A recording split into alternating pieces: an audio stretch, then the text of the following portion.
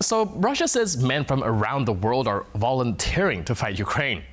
Apparently, Vladimir Putin has become so internationally popular that young men in Kenya, Nepal, and Kazakhstan are abandoning their lives for the privilege of charging a Ukrainian position after 3 weeks of training. But don't look any closer, otherwise the global brotherhood starts resembling an international labor scam. Russia's search for manpower is increasingly stretching far beyond its own borders. As the war grinds on, African countries have become one of the newest recruitment grounds for Moscow's military. Kenya's National Intelligence Service has told Parliament that around 1,000 Kenyans have been recruited to fight for Russia, dozens believed to be serving on the front lines. Kenyan officials allege that criminal recruitment networks, aided by corrupt officials, promised well-paid security jobs abroad, only for many recruits to end up in combat after minimal military training. The Kenyan case reflects a broader trend. Ukrainian officials estimate that Russia has recruited tens of thousands of foreign fighters from more than 100 countries since 2022. Human rights groups and investigative journalists have also documented cases in which foreign recruits report deception, poor treatment, and deployment to some of the most dangerous parts of the front line.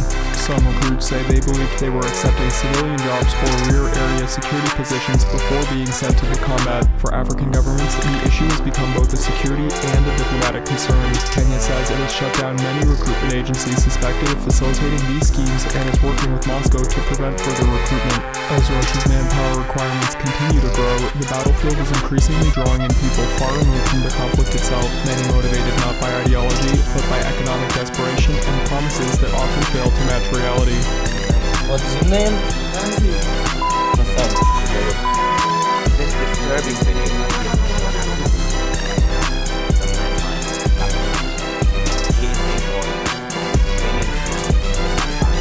I did this for my country.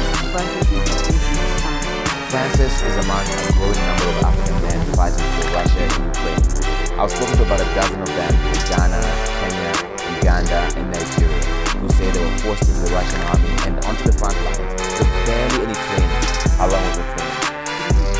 Many told me they were offered well-paying civilian jobs like drivers or electricians, and the money was good. They are lying to people. The money that they tell people they pay, that is not true. Most of the African fighters in Ukraine told me